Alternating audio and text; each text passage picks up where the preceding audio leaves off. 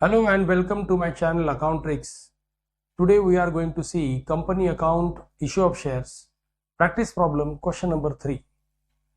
आपने देखा होगा लास्ट वीडियो लेक्चर में मैंने आपको बिल्स ऑफ एक्सचेंज का क्वेश्चन नंबर 1 एक्सप्लेन किया था.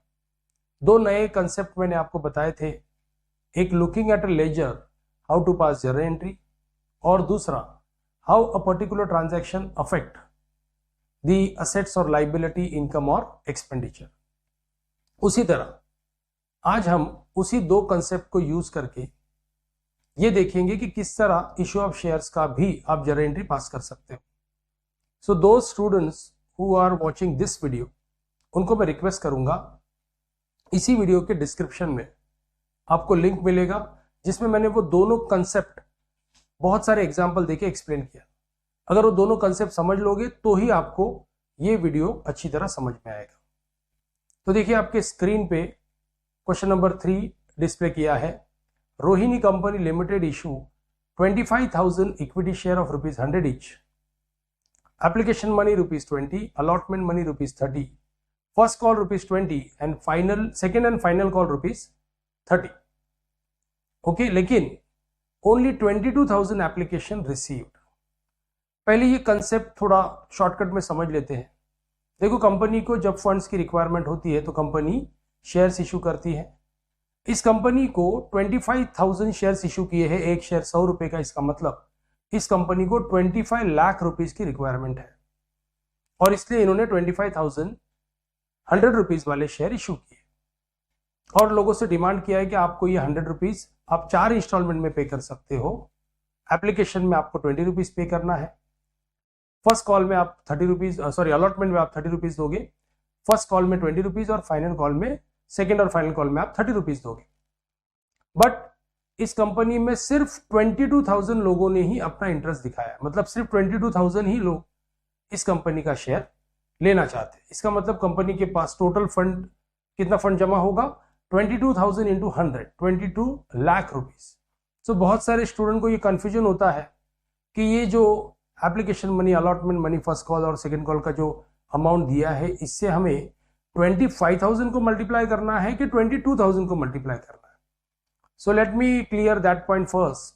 सी, शेयर्स तो इशू किए हैं 25,000, लेकिन एप्लीकेशन कितने इनके पास आए हैं उस नंबर से आपको ₹100 को मल्टीप्लाई करना है. तो देखो, सिर्फ 22,000 ही एप्लीकेशन इनके पास आए हैं. इसका मतलब जब आप एप्लीकेशन मनी का, अलॉटमेंट का, फर्स्ट कॉल का और सेकेंड कॉल का एंट्री पास करोगे, उस वक्त आपको हर बार एवरी टाइम आपको 22,000 से ही वो जो अमाउंट दिया है, मतलब एप्लीकेशन का जो ₹20 दिया है, अलॉटमेंट का जो ₹30 दिया है, उसको मल्टीप्लाई करना है. बट आज हम ये जर्नल एंट्री करने के लिए जो कंसेप्ट मैंने आपको बताया था उसे ही हम यूज करने वाले हैं. कंसेप्ट मैंने क्या बताया था? देखो कि जब भी कोई असेट बढ़ता है तो उसके डेबिट में एंट्री होती है, जब भी कोई लाइबिलिटी बढ़ती है तो उसकी क्रेडिट में एंट्री होती है. तो इस प्रॉब्लम में भी आपको एक असेट अकाउंट दिखेगा आपके स्क्रीन पे, जैसे लेजर अकाउंट, जैसे बैंक अकाउंट मैं बनाने जाने वाला हूं इस प्रॉब्लम में, और दूसरा होगा इक्विटी शेयर कैपिटल. तो इक्विटी शेयर कैपिटल हो गया लाइबिलिटी और बैंक अकाउंट हो गया असेट. सो किस तरह जब एप्लीकेशन मनी का पैसा आएगा, अलॉटमेंट का पैसा आएगा, तो किस तरह ये दोनों अकाउंट में एंट्री होगी वो मैं आपको पहले बताऊंगा और उस पोस्टिंग को देख के हम जर्नल एंट्री पास करेंगे. तो देखो आपके स्क्रीन पे दोनों अकाउंट है, एक है बैंक अकाउंट और दूसरा है equity share capital. Bank account क्यों? क्योंकि लोग ये जो कंपनी में पैसा भरने वाले हैं, ऑब्वियसली कंपनी को पैसा मिलने वाला है, तो कंपनी वो पैसा लोगों से ले रही है, मतलब वो अपने बैंक में रखेगी, तो उसका एंट्री बैंक में होगा. और कंपनी लोगों से पैसा लेने वाली है, इसका मतलब कंपनी का एक लाइबिलिटी क्रिएट होने वाला है. लोगों का पैसा कंपनी यूज करने वाली है, मतलब एक हिसाब से कंपनी पे ये कर्जा है और ये लाइबिलिटी है इक्विटी शेयर कैपिटल. तो सबसे पहले क्या होता है, देखो ये 22,000 लोग जब कंपनी में ₹20 पे करेंगे तो 22,000 इंटू ₹20 मतलब 4,40,000 कंपनी को रिसीव होंगे. रिसीव होंगे मतलब कंपनी के बैंक में आएंगे. बैंक क्या है? बैंक है असेट. और मैंने आपको बताया था असेट जब भी इंक्रीज होता है तो असेट के डेबिट में एंट्री होती है. तो ये जो पहला एंट्री है 4,40,000 का, वो बैंक अकाउंट के डेबिट में होगा। क्या लिखेंगे हम उधर, क्या बोल के ये पैसा कंपनी के पास आ रहा है, ये कंपनी के पास ये पैसा आ रहा है एज अ एप्लीकेशन मनी, इसलिए मैं बैंक अकाउंट के डेबिट में लिखूंगा टू इक्विटी शेयर एप्लीकेशन 4,40,000। और जब ये कंपनी के पास पैसा आएगा तो कंपनी इस पैसे को ट्रांसफर करेगी इक्विटी शेयर कैपिटल में। इक्विटी शेयर कैपिटल ये कंपनी का जो लाइबिलिटी है, इसमें पूरा पैसा जमा होगा और एक एक करके पहले एप्लीकेशन का पैसा आएगा, फिर वो इक्विटी शेयर कैपिटल में जमा होगा, फिर अलॉटमेंट का पैसा आएगा, फिर वो इक्विटी शेयर कैपिटल में जमा होगा, देन फर्स्ट कॉल का पैसा आएगा, सेकेंड कॉल का पैसा आएगा। इस तरह टोटल पैसा आने के बाद ही कंपनी का total equity share capital create होगा। सो वन बाय वन हम लोग, जैसे अभी ये पहला एंट्री हो गया, 4,40,000 कंपनी के बैंक अकाउंट में आ गया। अब ये कंपनी के लिए लाइबिलिटी है, लोगों से पैसा ले तो लिया, कंपनी का एसेट बढ़ गया, बैंक अकाउंट में डेबिट साइड में एंट्री किया, मतलब कंपनी का एसेट बढ़ गया, but at the same time company का लाइबिलिटी क्रिएट हुआ है। देखो इक्विटी शेयर कैपिटल एक लाइबिलिटी है, कंपनी का लाइबिलिटी इंक्रीज हो रहा है। और मैंने आपको बताया है कि जब भी कंपनी का जब भी लाइबिलिटी इंक्रीज होती है तो उसका एंट्री उस लाइबिलिटी अकाउंट के क्रेडिट साइड में होता है। इसलिए एप्लीकेशन मनी का ये जो सेकेंड एंट्री है वो मैं इक्विटी शेयर कैपिटल के क्रेडिट साइड में पोस्ट करूंगा। इक्विटी शेयर कैपिटल के क्रेडिट साइड में हम लिखेंगे बाय इक्विटी शेयर एप्लीकेशन 4,40,000। अब देखिए किस तरह ये दो पोस्टिंग करने के बाद हम इसका इमीडिएटली जर्नल एंट्री पास करते हैं। तो पहला एंट्री हमने पोस्ट किया था बैंक अकाउंट के डेबिट साइड में, तो मैंने आपको पहले कंसेप्ट में क्लियरली बताया था किसी भी लेजर को देख के अगर आपको जर्नल एंट्री पास करना है और अगर वो एंट्री डेबिट साइड की है तो पहले आप हेडिंग लिखोगे। हेडिंग क्या है, देखो हेडिंग है आपका बैंक, इसका मतलब मेरा पहला जर्नल एंट्री होने वाला है bank account debit to equity share application. Narration क्या होगा, being application money ₹20 receive from 22,000 application, मतलब 22,000 लोगों से हमने एप्लीकेशन मनी रिसीव किया। ये मेरा पहला एंट्री हो गया। और अब मुझे दूसरा एंट्री पास करना है। दूसरे एंट्री के लिए मैं इक्विटी शेयर कैपिटल में देखूंगा। इक्विटी शेयर कैपिटल में देखो क्रेडिट साइड में एंट्री है, और ये भी मैंने आपको पिछले लेक्चर में बताया है, पिछले वीडियो लेक्चर में आपने देखा होगा, किसी भी लेजर के अगर क्रेडिट साइड में एंट्री पास होती है तो हम पहले क्रेडिट में अंदर जो लिखा है वो पहले लिखेंगे। मतलब अभी मुझे लिखना है equity share application account debit to equity share capital. तो जिस तरह देखो एप्लीकेशन मनी आया और फिर वो पैसा हमने इक्विटी शेयर कैपिटल में ट्रांसफर किया, और इन दोनों पोस्टिंग को देख के आपके स्क्रीन पे आपको दो जर्नल एंट्री दिख रहा है।